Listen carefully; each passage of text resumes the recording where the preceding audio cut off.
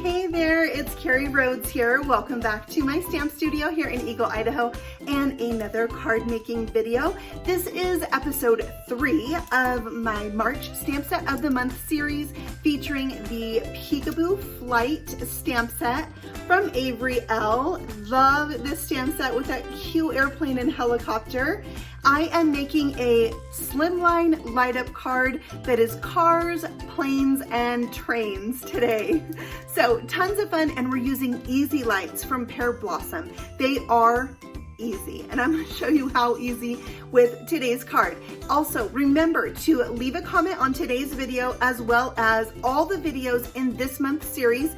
A new video comes out every Tuesday at 8 p.m. Mountain Standard Time for this month's series. And when you do, you'll be entered to win this stamp set from Avery Elle. They were kind enough to sponsor this month's video series and offer this stamp set to give away to one of you. So leave a comment below to be entered, and I will have links to the other videos in this month's series that have already come out, the other 2, so you can hop over and watch those if you didn't get a chance to do so yet. So we are going to jump in and get started with stamping and coloring some images and then adding some easy lights to today's Slimline card. Here we go.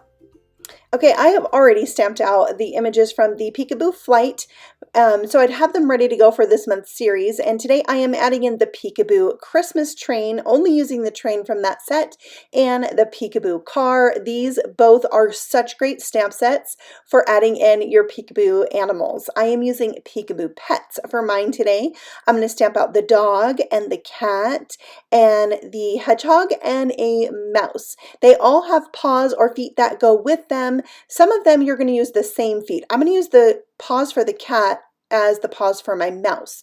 I stamped them in Copic friendly black ink onto some white cardstock, and there you can see the extra paws.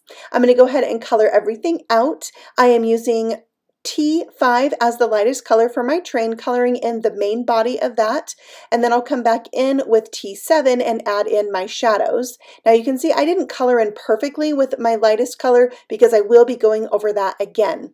My mid-tone is T6, and I'm using that to blend out those darkest shadows, and then I'll bring back in my lightest color and blend that all together. And I used some up and down lines around the body of the train. I wanted it to appear kind of rounded, so that's the look I was trying to achieve there. I'm going to add some red and some blue areas on this train to accent it. So you'll see the markers up on the screen there. My lightest here is R17, and I am now adding in the blue. The lightest color I chose is a pretty far step away from the midtone and the darkest, so I did just do some extra blending. Like I had to go over the blue areas a couple times, which you'll see when I show you how I colored out the airplane. So there is the train, and I think it turned out really cute with the red and the blue together. So my car is going to be red. I'm starting with my lightest color, R17, and coloring in the entire body of the car. Then I'll bring in my R39 to add in those shadows. So I'm just going all around where I want the darkest areas of the car to be with that R39. And then I'll blend that out with my R29, just going over what I already colored and kind of trying to blend that out farther. And then I'll bring back in my lightest color, the R17, and go over that again. Now, if you don't love the blend that you got, you can always repeat this process, and that will help to soften out the blend. So now for the grill on the car, I started with T6, and then I'm going to blend that out with T5. So just 2 colors on this smaller area. And then for the in-between lines, I'm bringing back that T7 so they will appear darker. I'm going to use the same T7 on the wheels for the darkest area, going around the outer edge with that. And then I'll bring in the T6 to fill in the center so it's got a lighter highlight in the center. For my kitty cat, I am making a tabby cat, and I'm using YR16 as my lightest color. I left some white areas so I could add in some little pink cheeks. They're so cute. And then I'm going to bring in a dark orange color and use that to color in some little stripes on my cat. Isn't it cute? I had an orange tabby cat before, and so this cat really makes me happy and helps me remember Simba. Was my husband and I's very first pet that we got right after we were married, so it's kind of special to me. Now I am bringing in R35 for the darkest color on my hedgehog and going over those lines already there a couple times to really intensify that color. And then I'm going to go over the top of that with my lightest color, E33. And I already used E11 on his tummy, paws, and ears and added some pink cheeks with my R21, I believe. For my mouse, I went over the whole thing with my T1, and then I added some shadows with T3, and I'm going to blend that out with T2 and again with the T1. And I'll add some pink on this mouse as well for his cheeks, his nose, and his ears. Oh, it's RV21 for my pink. And I gave the hedgehog a pink nose too.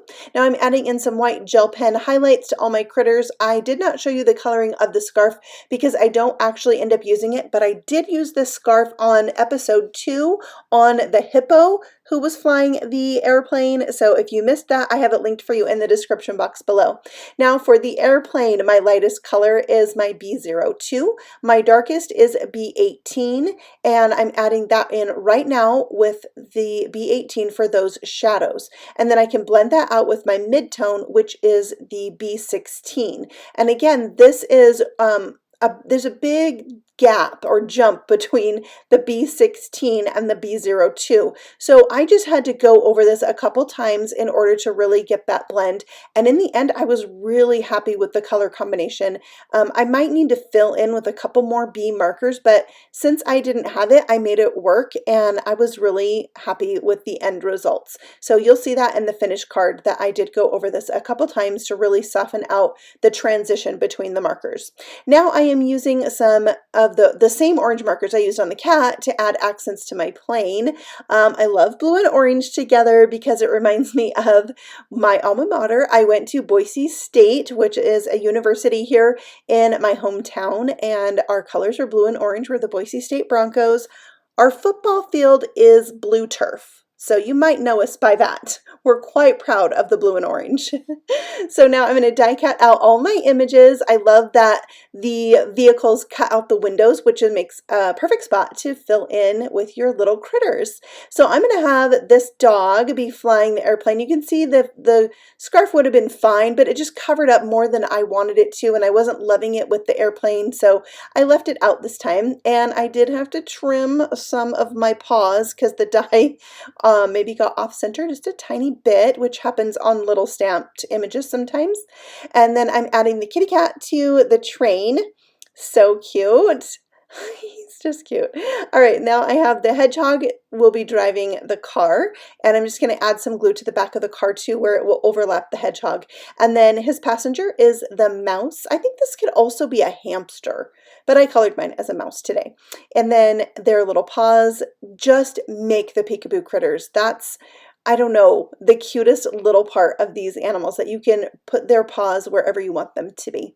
I am bringing in some tumbled glass distress oxide ink to add some sky to this panel, which measures 9 inches by 4 inches. It's the biggest sized slimline card you can make, and I really needed that for today's project because I have these 3 large stamped images I'll be adding. So once I was done ink blending, I added some water with my distress sprayer and picked that up with a paper towel. I'm using that same ink to press onto a window sheet that I will then splatter with some water on a paintbrush. So I have the blue splatters on my sky. Then I have this stitched mountains border from Lawn Fawn that I'm going to die cut from this craft colored cardstock to add to my scene. And then I have the Slimline tree border that I'll use, and this is going to be like a hill that the train is going up and over in the background for my car. So there are the trees, and now I'm just kind of laying everything out, trying to figure out the placement and spacing for these 3 pieces, the mountains, the trees, and the road, so I have enough room for all the things to fit in there. So I will play with that, and then once I have everything where I want it, I decide I better go ahead and die cut out the headlights. So I have this die set from Honeybee Stamps that has like a a boom box and a cassette tape. It's super cool. I've made a bunch of cards with that. It was one of my stamp sets of the month a long time ago. So I used that to cut out the headlights. I colored some yellow on a piece of vellum and backed my car with that. And then for the light on my train, I'm going to poke a hole right in the front of the train. The Easy Lights only have 3 lights in them, but that's okay because there was no really good place to put a light on the airplane, just on the car and the train. So now I put a line of glue across the bottom of my tree border and I'm gluing my road to that. I'm marking on my mountains where the trees will go, and then I'll glue that into place. And now I think I have everything spaced out how I want it for my car and my truck. And then I'll go back in and add glue to the back of my trees. And when I said truck, I mean car. I guess this could be a truck. You can't really see the back of it. I forgot to mark on my background where the opening for the headlights were. So I just reached underneath there, and then I used a different circle die. These dies from Honeybee, they had a bunch of different size circles. So they were the first ones that came to my mind to use for die cutting out these lights, and it worked great. I used my train to mark a hole in my background panel, and then I'm marking my card base with those same openings so I know where to stick my lights. This is the 5-pack of Easy Lights from Pear Blossom Press, and they're not kidding when they say easy. Like, I don't know if you've seen light up cards before where you need like the copper wire and it's like a little science project. This is not a science project, therefore I can do it, and I love that. Thank you so much, Pear Blossom Press, for making it easy to do light up cards. It makes my day. So I inserted the battery into the pack and then put some double stick tape on the back of the casing, and then I just stuck that down where I wanted it to be on my card. And now I'm going to tape down the teeny tiny LED lights so that they are where I marked those openings to be. So once I got them in place, then I'm going to take some more tape and just secure everything down. Now, if you have the clear tape or even frosted tape, you can tape right over the LED lights. They don't emit any heat, so you don't have to worry about that. And then you want those wires just to be taped in place. You don't want them to be kinked too much, like really folded. You want them to be flowy so that none of them cuts off their power. So there I have it, and then I just made sure everything lined up. I'm using pencil marks again so I know where to put my foam tape. So I'm putting the foam tape right on that card base and then on the tip tops of the mountains as well. I'll come back in and erase my pencil lines so I'm sure they won't show up. And then I'm marking where that button is going to be, where you press to turn the lights on. And then I have this little stamp that's also from the Peekaboo car set that you can put above, like a light that you could put on top of the car that makes it look like the flashing lights of a police car. And I thought it would be good for the button. I don't know. Then I put a white dot in the middle with my gel pen. Yeah, it looks a little weird, but it's going to do the trick. So now I removed all the backing from the foam tape and I can stick all of this down just slowly and carefully, making sure I've got the things lined up and straight. It's stressful, but it worked out in the end. So now I'm going to glue on my card so that, or my car, so that the headlights line up with those openings, and same with the train, that the hole in the front of the train, it lines up with the hole in my background and it lights up. It did. It looked so good. So now I am popping up my airplane in the sky. I'm going to add some snow caps to these mountains. At first I wasn't sure I wanted them, but it really helped make the scene to add them in. So I went ahead and did that. And then I'm going to use the clouds, also from the Peekaboo Flight stamp set, to decorate the sky. I just love how the plane, the train, and the car, they all work together. It's so fun. I had to make a card with all 3 of these, and I'm glad it worked out and they fit. Next, I made my own sentiments because I wasn't sure what sentiment to put on this card, and so I thought I would do make time for adventure. It didn't quite fit there, so I actually brought in another sentiment that says adventure awaits, and I'm going to add that right above the car with some foam squares. I did this in my silhouette where I just typed them out and then had my cameo silhouette cut a line around them so they look like they're die cut. I'm going to glue that down to my card, which measures 9 inches by 8 inches and is scored at 4 inches, and it fits my Slimline card front perfectly. And here, can you hear that? pushing the button on this is so satisfying. I love it. Now, when this card was done, or so I thought, I decided I needed one more sentiment up by the airplane. So I put "The sky is the limit." It's also from that Peekaboo Flight stamp set, and I'm going to put it right there. So I want to remind you guys to make sure and leave a comment on this video so you can be entered to win the Peekaboo Flight stamp set.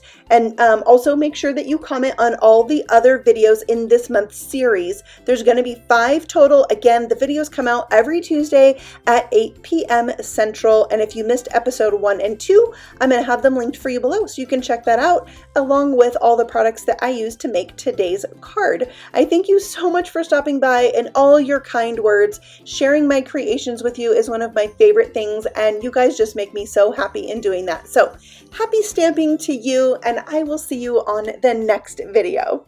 Bye.